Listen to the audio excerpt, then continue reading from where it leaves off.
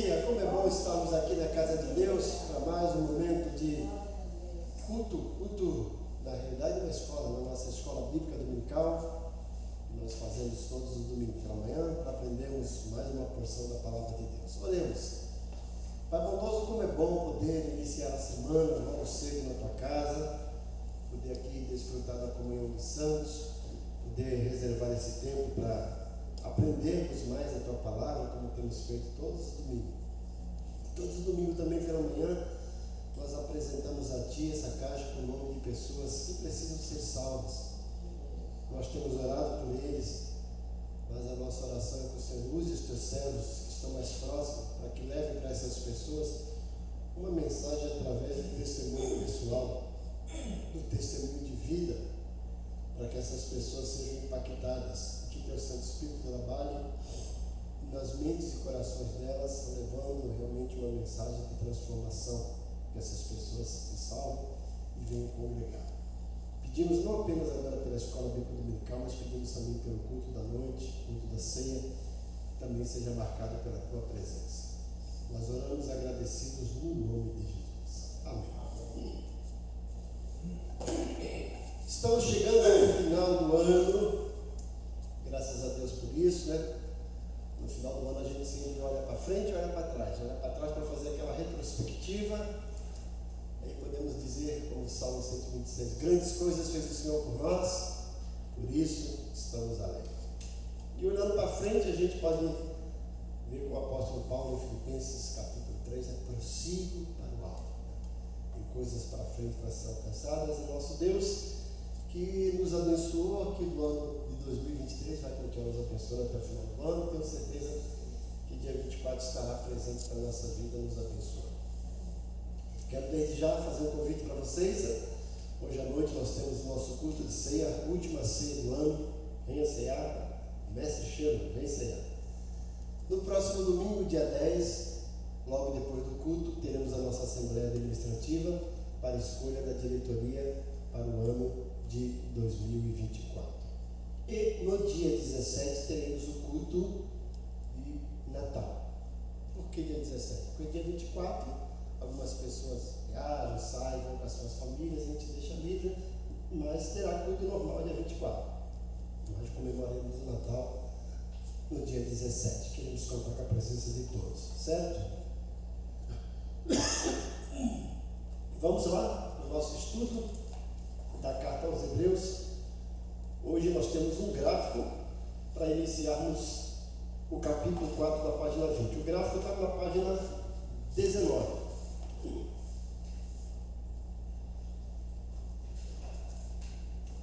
A Bia colocou esse gráfico. Então, no capítulo 4, nós estamos vendo aqui a provisão de Cristo. Ele é um superior descanso. O autor de Hebreus está comparando com o descanso que o povo de Israel teria ao sair do Egito, a terra da escravidão, para ir para Canaã, a terra da promoção, Palestina. Então ele faz essa comparação, mas mostrando que o descanso promovido por Jesus é muito maior, é um descanso eterno. E aí a gente vê que isso produz nas pessoas duas reações: fé ou incredulidade. E nós temos aqui no capítulo 4, versículo 1 até o versículo 5, Deus criou. O versículo 6 até o versículo 13, o homem reconhece, e o versículo 14 até o 16, Cristo provê. No nosso primeiro bloco, Cristo criou, nós temos a oportunidade, o descanso. O descanso passado, o descanso explicado, a obra de Deus completada, a palavra falada que promete, e depois a exortação, temamos.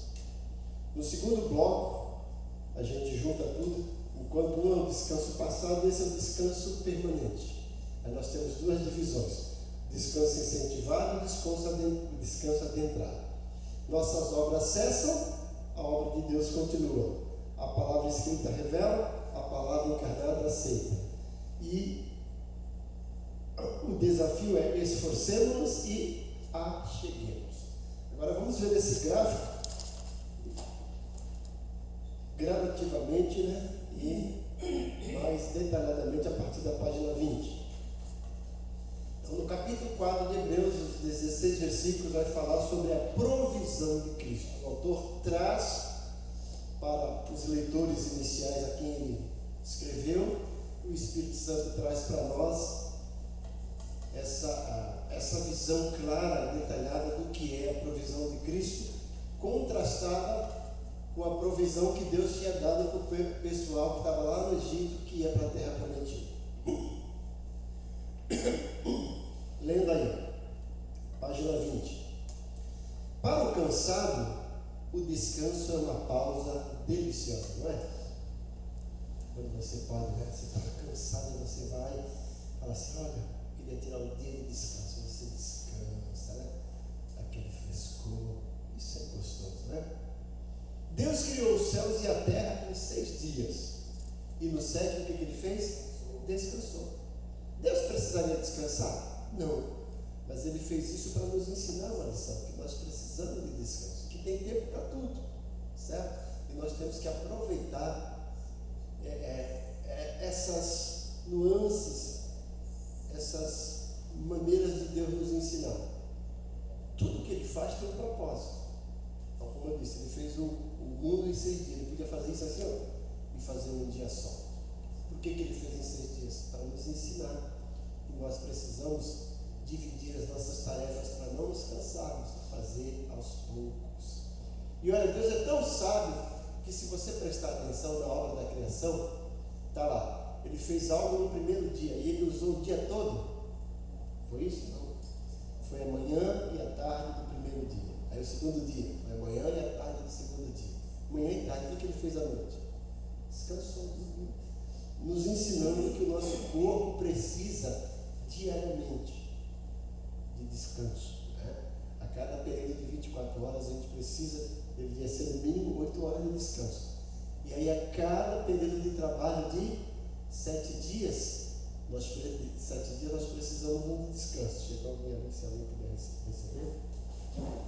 Então a gente faz isso, né? Deus ensina, olha, vai trabalhar, descansa à noite, né?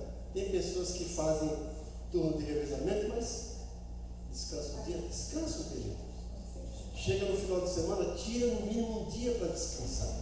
Então Deus ensina isso para nós. Nós precisamos desse descanso. Bom, continuando. Assim fazendo, estabeleceu um padrão para o homem e ordenou: 6 dias trabalharás e farás toda a tua obra, mas o 7º dia é o sábado do Senhor teu Deus. Não farás nenhum trabalho. Está lá em Êxodo 20, versículo 9 e 10.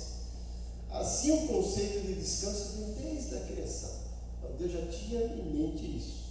O ser humano precisa de descanso. O autor de Hebreus aproveita isso para nos mostrar que Deus providenciou através de Jesus um descanso eterno, lá na glória. Logo a gente está voltando. Entrar no descanso de Deus é viver em comunhão ininterrupta com Ele. Descanso, nesse contexto, refere-se à comunhão e não à salvação. Comunhão interrompida e não apenas a perda da salvação. Foi o que Israel experimentou em Cades Barneia. Israel lá em Cades Barneia prevaricou, murmurou, né? E aconteceu muita coisa. Deus disse a vocês: não vão entrar na terra prometida. A comunhão deles foi interrompida. Só quem entrou na terra prometida foram aquelas pessoas que nasceram durante aqueles 40 anos. Mas de todos que saíram do Egito, só Josué e Caleb entraram na terra prometida. A incredulidade destruiu a comunhão quando Israel deixou de crer nas promessas de Deus. Observe o elo de ligação entre as promessas de Deus e o descanso de Deus. O autor propõe aqui no capítulo 4, versículo 1. Temamos, portanto, que, sendo-nos deixada a promessa de entrar no descanso de Deus, suceda parecer que algum de vós tenha falhado. Proceder segundo as promessas de Deus é ponto fundamental para se entrar no seu descanso. O que foi válido para Israel é válido também para nós. Então, olha o que o autor está dizendo. Lembra? Olha o contexto. O povo judeu que tinha se convertido por conta da perseguição do Império Romano abandona o cristianismo e volta para o judaísmo. Aí o autor alerta: olha, vocês estão vendo? O povo saiu do Egito, tinha um descanso maravilhoso. Eles iam deixar de ser escravos, iam entrar na terra prometida, iam descansar daquele trabalho escravo, iam trabalhar para eles. E Deus ia prover tudo o que era necessário. Mas eles prevaricaram, ficaram incrédulos, murmuraram, não entraram na terra prometida. Ele está dizendo: olha, vocês que estão voltando para o judaísmo estão correndo o mesmo risco. Só que eles perderam uma terra física, geográfica, visível. Vocês estão perdendo a salvação, a vida eterna, o descanso eterno de Deus. Então ele fala: temam, pense a respeito disso. Continuamos. 3 vezes nessa sessão, o escritor incita-nos à ação, usando uma forma imperativa. Olha lá: temamos, versículo 1, esforcemos-nos, versículo 11, e acheguemos, versículo 16. Essas 3 ordens acentuam as divisões do capítulo. Então a gente pode dividir o capítulo 4 nessas 3 sessões, pegando esses 3 verbos imperativos, né? Temamos, esforcemos-nos e acheguemos. Então, no primeiro bloco do capítulo 4, versículo 1 a 5, Deus criou o descanso, criou tudo. Ele fala: portanto, temamos. Segundo bloco, versículo 6 a 13, o homem reconhece, portanto, esforcemos-nos. E o último bloco, versículo 14 a 16, Cristo provê, portanto, acheguemos. Então vamos tratar cada um desse bloco, né? Virando aí na página 21, estamos recebendo aqui uma visita. Apresenta para a gente, Maria José, você que a conheceu? É a Thalita. Thalita. Aí você, de onde você é? De alguma igreja? CBC, Comunidade de Vida Cristã do Pastor Titinho. Deus abençoe. Seja bem-vinda, Thalita. Está na Bíblia, Thalita Cúmia. Menina? Então, no primeiro bloco, Deus criou. E aí, os versículos 1 e 2, nós temos aqui o que o autor coloca como oportunidade. Vemos nessa passagem que Deus criou uma oportunidade de entrar no seu descanso, assumindo a responsabilidade pela publicação da sua palavra. Está lá, versículo 16 do capítulo 3, perdão. A nós, como se deu com eles. Olha o autor dizendo: a nós aqui, como se deu com o pessoal lá que saiu do Egito. Indica que assim como Israel ouviu o Evangelho, também nós ouvimos. E esse nós aqui era para os autores, para os leitores que o escritor de Hebreus estava escrevendo. Mas para hoje serve para cada um de nós também. Somos admoestados a temer, por causa do exemplo dos israelitas. Quando ouviram as promessas de Deus, não lhes acrescentaram o necessário ingrediente da fé. As promessas de Deus foram feitas a eles em vão, porque eles negligenciaram aquela promessa. Deus fez a sua parte criando a oportunidade de entrarmos no seu descanso pela propagação das boas novas. Temamos para que não falhemos em cumprir a nossa parte. Olha, presta atenção. Tudo na Bíblia tem um porquê. Lembra lá? O povo estava lá na escravidão, reclamando: estamos aqui escravos. Deus levanta um libertador, Moisés. Opera maravilhas, né? Sinais. Tira ele do Egito, dizendo: olha, vocês vão deixar de ser escravos. Vocês vão ter agora uma nação para vocês. Eu serei o Deus de vocês, vocês serão o meu povo. Lá vocês vão plantar e vão colher do melhor. E será a propriedade de vocês, lavoura de vocês. Vocês não precisam mais ser escravos. Uma coisa muito melhor. Só que para chegar lá tinha um deserto. Então Deus nos coloca aqui no deserto, é como se uma espécie de estágio. Se você ler Deuteronômio 8, é fantástico. Fala assim: ó, esses 40 anos que Deus te colocou no deserto, né? Olha, ele proveu tudo que era necessário. Não precisava de nada. Mas o povo sempre reclamava. Tudo, olha, era melhor ter ficado no Egito, era melhor ter ficado no Egito. Por causa disso, perdeu as promessas, não entraram, só Josué e Caleb. E o autor está nos falando, olha, assim como Deus pegou Moisés e tirou o povo do Egito, Deus agora envia o seu filho. Viu que nós aprendemos isso lá no capítulo 3? O filho, Jesus, é superior a Moisés. Moisés era servo, Jesus é filho. Ele, Jesus, nos tirou do pecado, está nos levando para uma terra prometida. Leite e mel, muito melhor do que mana leite e mel. Cheio de bênçãos, de maravilha, onde não há mais tristeza, não há dor. E é o que o autor está promovendo aqui para nós, né? Um descanso eterno, certo? Acho que é melhor ligar o outro ar ali, porque o Bonifácio está. Tá. Liga ali. Tem que ligar lá o disjuntor lá de final e pega lá o controle. Né? Vamos lá, gente. Então, além disso, Deus fez a sua parte, cumprindo a oportunidade. Isso, é o segundo, um está se levantado e esse outro. Os outros dois, os dois subsequentes. Agora é só pegar, vamos lá. Aqui, ó.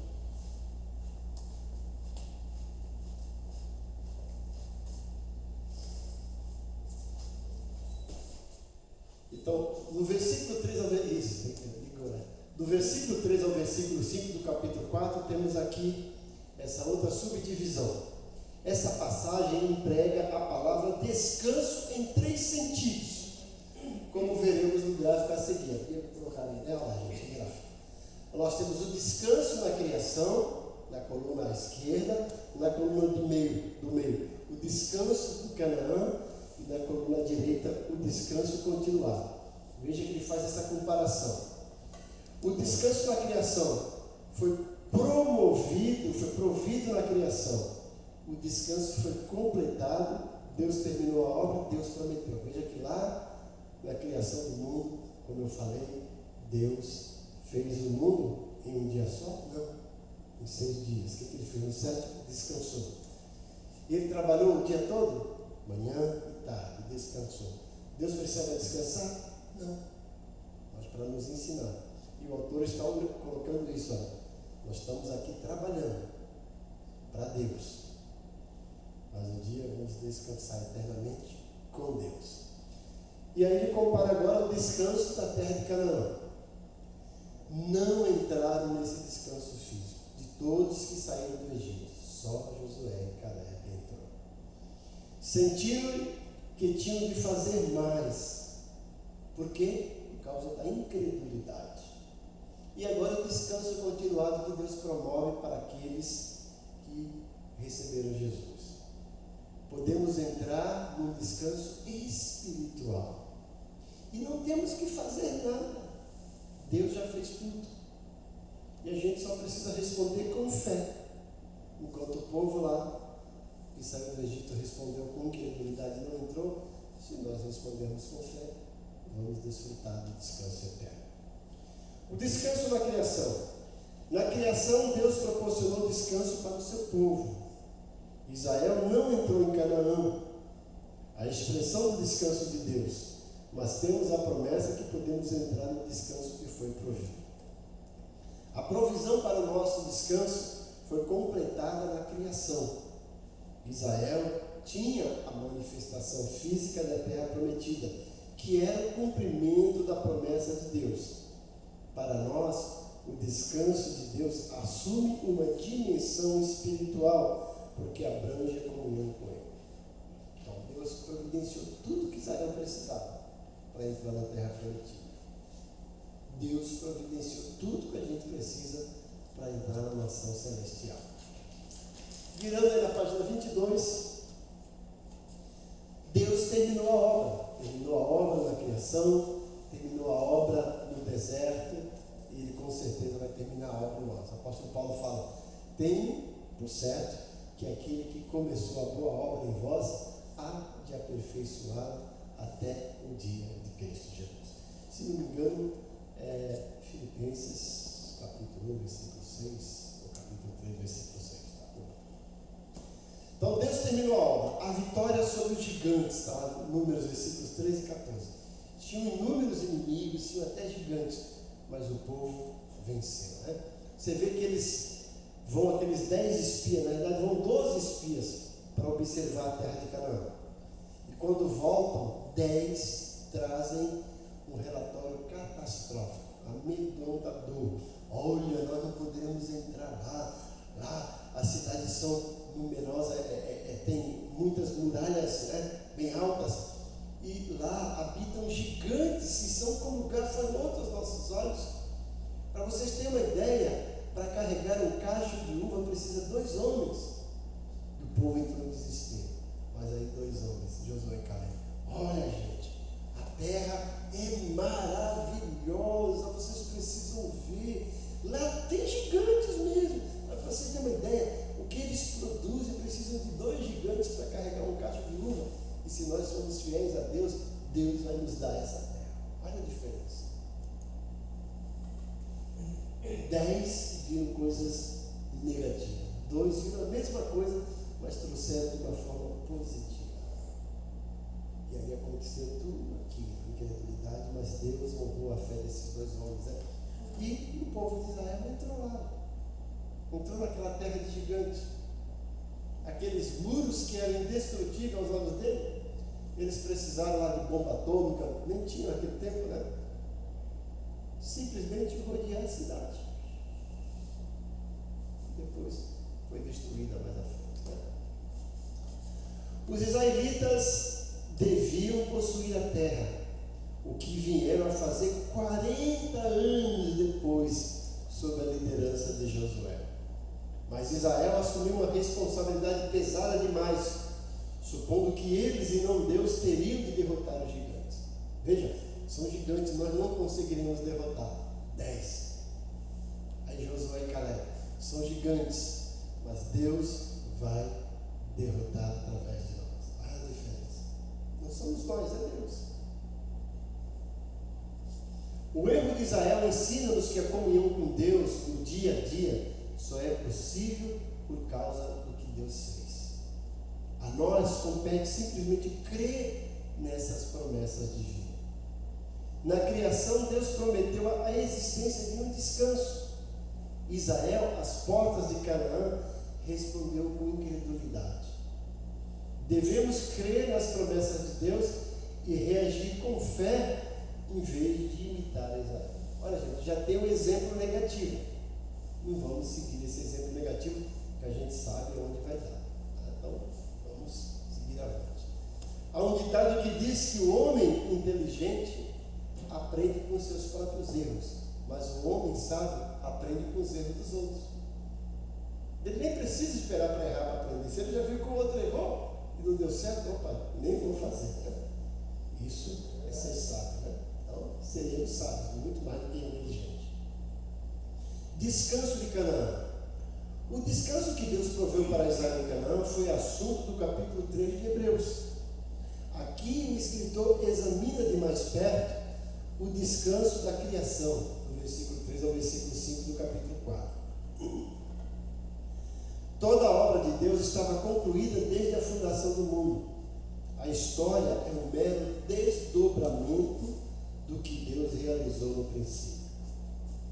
Um exemplo óbvio desse ponto é o descanso de Canaã, mencionado nos capítulos 13 e 14 de Números, e discutido no capítulo 3 de Hebreus. O descanso de Deus para Israel foi provido desde a fundação do mundo. É por isso que o povo não tinha por que preocupar-se. Tudo o que lhe cabia era crer em Deus e possuir a terra. Mas Israel não via assim as coisas. Para eles era uma obra futura, que dependia de sua capacidade de matar gigantes. Foi por isso que a coragem deles se evaporou e seus corações se derreteram de medo. Então, o que acontece conosco, gente, é a mesma coisa que acontece com Israel. Nós esquecemos que temos um Deus provedor. Nós esquecemos que podemos descansar à sombra do Onipotente. E queremos fazer as coisas à nossa maneira. E vamos quebrar a cara. Israel só tinha que obedecer. Enquanto estava obedecendo, tudo Tudo acontecia. Tem um mar vermelho, qual é o problema? Toca no mar. Nós queremos água, toca na rocha. Nós queremos carne, vem e coloniza. Tem inimigos, venci os inimigos.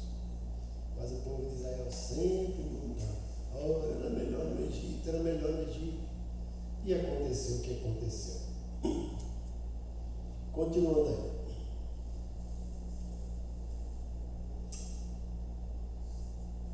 Um exemplo óbvio desse ponto é o descanso de Canaã mencionado nos capítulos 13 e 14 de Números e discutido no capítulo 3 de Hebreus. O descanso de Deus para Israel foi provido desde a fundação do mundo. É por isso que o povo não tinha por que preocupar-se. Tudo que lhe cabia era crer em Deus e possuir a terra. Mas Israel não via assim as coisas. Para eles era uma obra futura que dependia da sua capacidade de matar gigantes. Foi por isso que a coragem deles se evaporou e seus corações se derreteram de mim. Continuou. Agora, o descanso continuado que Deus providenciou para nós.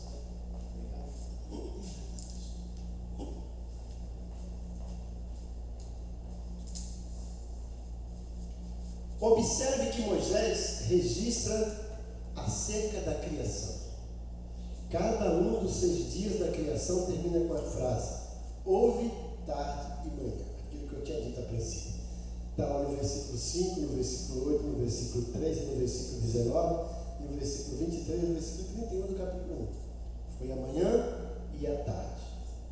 Então quer dizer que Deus só trabalhou durante o dia, à noite descansou. Então no 7º diz, descansou de toda a sua obra que tinha feito. Gênesis capítulo 2, versículos 2 e 3. Não há menção de haver tarde ao fim do 7º dia. Diz a tradição rabínica judaica que a tarde não é mencionada porque o descanso de Deus continua para sempre. Então, no 7º dia você vai ver, não houve tarde e manhã, e Deus continua descansando. Visto que o descanso de Deus foi concluído na criação, ao terminar ele a sua obra, é um descanso perpétuo.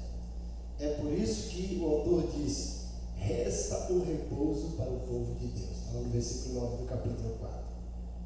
O escritor usa o descanso da criação a fim de chamar a nossa atenção para o fato de que o descanso de Deus está disponível a todas as pessoas em todas as épocas. Deus quer nos dar esse descanso. Só depende de nós aceitar isso como fé e não como Israel responder com incredulidade. Ele usa o descanso de Canaã para ressaltar que a falha em entrar no descanso de Deus é resultado da incredulidade e que deveríamos aprender na lição de Israel. Vamos lá para a página 23. Então, aprendam com Israel. É a tônica do escritor de Hebreus. Aprendam com os erros deles. Não cometam os mesmos erros. Aprendam com os acertos dele. Repitam os acertos deles, mas jamais repitam os erros. E agora, no segundo bloco, ele vai falar que o homem reconhece.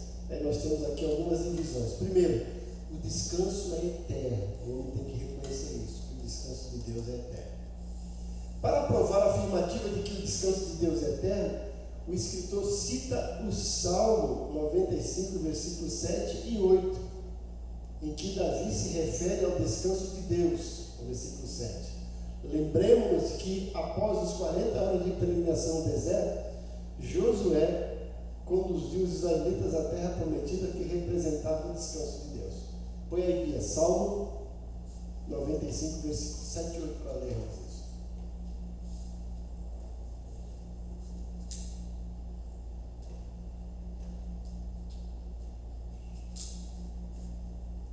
Salmo 95, versículos 7 e 8. O autor Hebreus cita esse texto para a gente entender isso. Olha.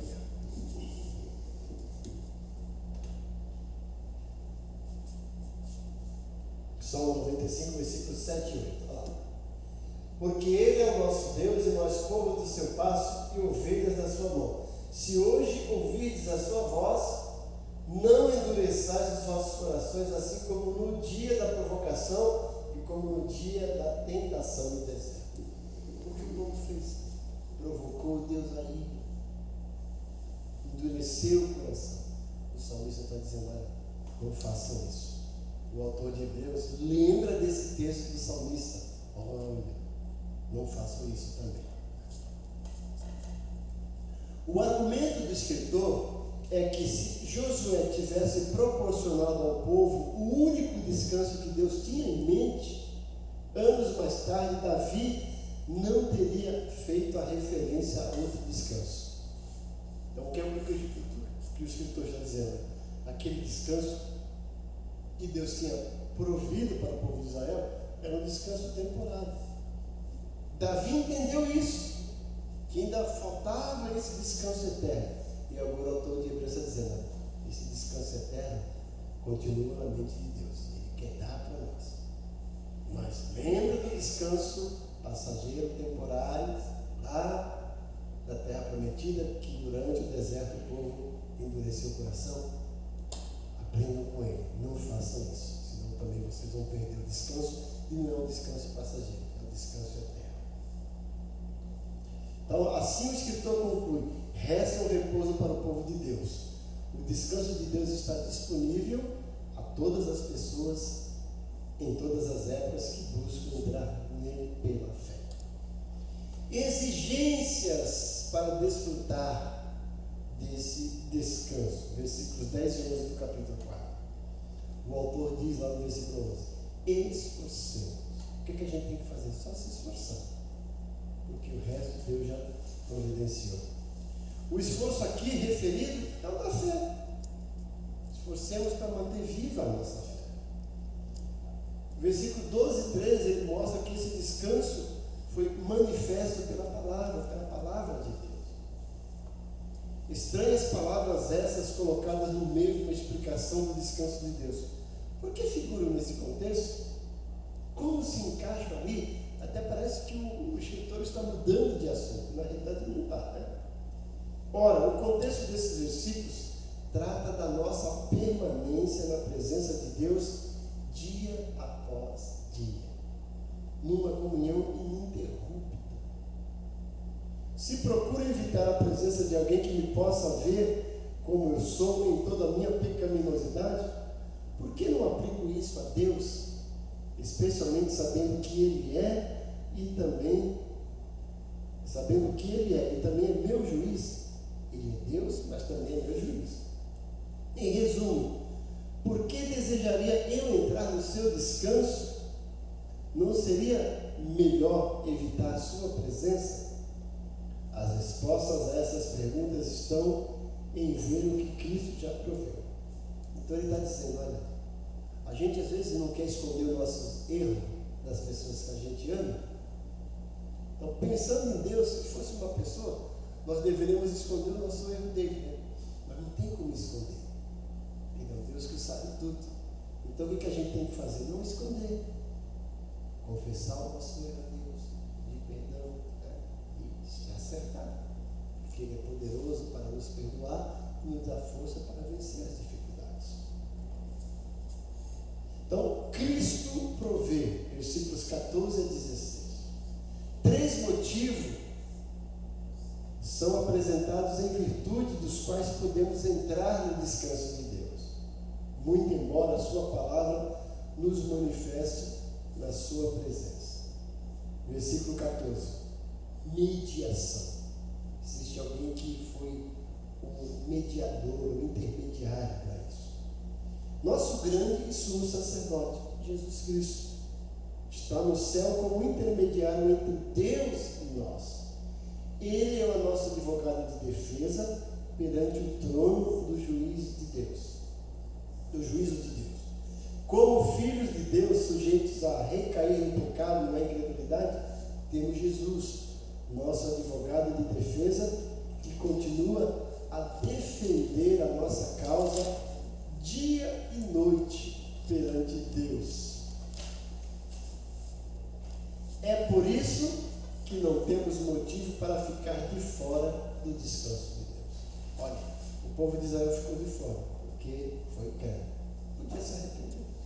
E hoje, nós estamos sujeitos a errar, pecar, mas se pecarmos, temos o nosso advogado junto ao Pai, Jesus Cristo justo. Essa é a fala. A Bíblia fala que Ele perdoa os nossos pecados e nos purifica de toda injustiça. Então, temos tudo para prosseguir. Não temos desculpa nenhuma para empacar e parar no meio do caminho. Versículo 15 fala sobre a compaixão. Jesus não funciona apenas como nosso sumo sacerdote. A Bíblia fala que Ele foi tentado em todas as coisas, a nossa semelhança, mas sem pecado. Jesus nos aceita porque conhece o que estamos passando. Ele pode também ajudar-nos a resistir à tentação, porque muito embora fosse tentado a nossa semelhança, nunca pecou. Ele conhece o caminho que conduz à vitória e pode confiadamente guiar-nos ao longo da jornada. Todos nós conhecemos a história da tentação de Jesus lá em Mateus 4. Né? Jesus foi tentado em 3 áreas da sua vida. Primeiro, para suprir as suas necessidades. Olha, você jejuou, dá o diabo, você está com fome. Se tu é filho de Deus, transforma essas pedras em pães. Jesus podia muito bem fazer isso. Mas o que ele fala? Está escrito: nem só de pão viverá o homem, mas de toda palavra que vem da boca de Deus. Depois, aquela coisa para ter fama. Né? Olha, se tu és filho de Deus, te atira daqui abaixo. Porque está escrito que aos seus anjos dará ordem a teu respeito. E aí Jesus responde, também está escrito, né? Não tentarás ao Senhor teu Deus. Então, necessidades que nós temos, depois fama, depois bens. O diabo leva lá no pináculo e fala: está vendo tudo isso aqui é meu? Eu vou te dar se prostrado me adorares. E diz o responde, está escrito: só o Senhor adorarás e só Ele prestará culto. Então o diabo foi embora.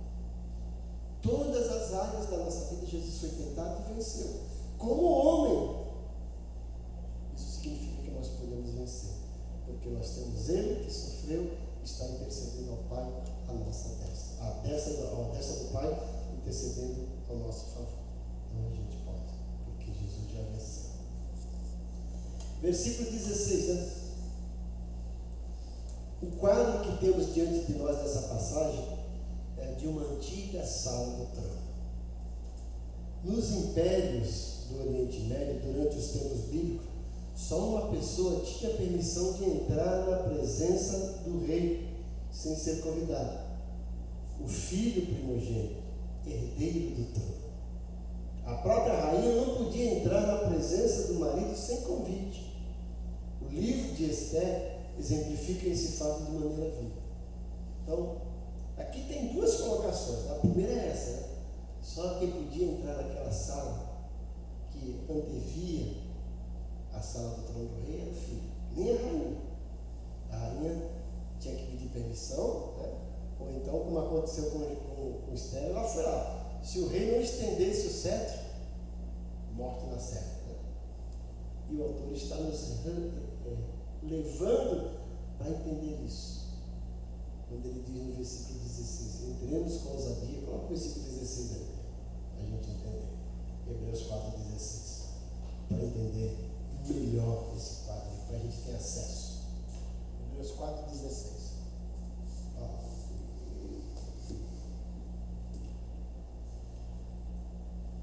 Cheguemos, pois, com confiança ao trono da graça, para que possamos alcançar misericórdia e achar graça, a fim de sermos ajudados em tempo oportuno. Isso é algo que o escritor está colocando aqui, mas existem outra maneira também. Lembra, lá no Antigo Testamento, tanto o tabernáculo como o templo tinha 3 pavimentos: o átrio, onde podia ficar as pessoas. Depois tem o segundo pavimento, que era lugar santo, onde ficavam os sacerdotes. Agora, o santo dos santos só entrava uma vez por ano o sumo sacerdote. Hebreus está dizendo: Jesus é nosso eterno sumo sacerdote. E ele vai mostrar depois no capítulo 10 que ele abriu um novo e vivo caminho. Entre o lugar santo e o lugar santo dos santos havia um véu que separava. Lembra a música que a gente canta? O véu que separava, já não separa mais. Aquele véu era feito de peles de golfinhos. E segundo a tradição, era tão forte que 2 juntas de boi não conseguiam romper. Quando Jesus morreu, o que aconteceu? Aquele véu se rompeu de alto a baixo, dizendo que agora o caminho para o Pai está aberto. A gente pode entrar com confiança direto do trono da graça, pelo novo e vivo caminho que o Filho de Deus abriu. Aqui o escritor sugere que temos os mesmos direitos de primogênito do rei e herdeiro do trono, voltando para a apostila ali. O Rei dos Reis e Senhor dos Senhores estendeu-nos os mesmos privilégios de que seu Filho desfruta. Entrando na presença de Deus, podemos receber misericórdia pelos nossos erros e uma porção generosa da sua graça em tempos de necessidade. Em resumo, voltando à figura 4, é fácil ver como os parágrafos do capítulo se relacionam entre si. Na primeira sessão nos é explicado o descanso de Deus. A seguir somos incentivados a aprender que Ele tem um descanso para nós também. Finalmente vemos que é possível entrar nesse descanso em virtude do que Jesus fez, está fazendo e continuará a fazer por nós. Devido à propiciação de Cristo, Ele é o nosso mediador. Devido à sua encarnação, Ele é capaz de compaixão. E devido à sua glorificação, temos acesso à presença de Deus. No primeiro parágrafo, descobrimos que a obra de Deus foi completada na criação. No parágrafo seguinte, vemos que as nossas obras cessam na conversão. No último parágrafo, notamos que a obra de Cristo continua na presença de Deus. O primeiro parágrafo acentua que a palavra falada promete o descanso de Deus. A ênfase do segundo parágrafo é que a palavra escrita revela nossos pecados. E o último parágrafo mostra que Jesus, a palavra encarnada, aceita-nos assim como somos. Terminamos o capítulo 4. Na semana que vem, se Deus quiser, entraremos no capítulo 5. Temos esse gráfico, coloca aí bem. Então, leia o capítulo 5 de Hebreus em casa, gente, de acordo com esse gráfico para a gente entender. Então, o capítulo 5 vai mostrar o perfeito sacerdócio de Cristo, a obra de ser o nosso sumo sacerdote eterno na presença de Deus, superior ao sacerdócio de Arão lá no Antigo Testamento. E nós temos 2 grandes divisões: a obediência demonstrada, capítulo 5, do versículo 1 até o versículo 10, e a outra, a obediência desejada, versículo 11 ao 14. Então, olhe esse gráfico e leia Hebreus à luz desse gráfico, você vai entender melhor. E a aula que vem, estaremos aqui mais uma vez para continuarmos trabalhando na Epístola aos Hebreus, né? E que ela possa cada vez mais nos estimular para perceber como Jesus é superior a tudo que aconteceu no Antigo Testamento, a todos os homens, a todos os heróis da fé, que Hebreus vai colocar no capítulo 11, né? São os heróis que Deus usou nesse mundo, e que Hebreus, o autor de Hebreus fala, homens dos quais o mundo não era guerra. Mas Hebreus vai mostrar, eles fizeram coisas maravilhosas, mas tem um que fez algo maior e melhor, o Filho de Deus, que é superior a todos eles. E esse Filho de Deus providenciou algo fantástico para cada um de nós. Pai bondoso, muito obrigado por esse período que passamos aqui aprendendo a tua palavra.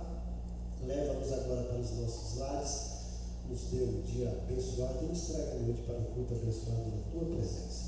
Nós oramos agradecidos em nome de Jesus. Amém. Não esqueça, hoje, às 18 horas, ceia do Senhor.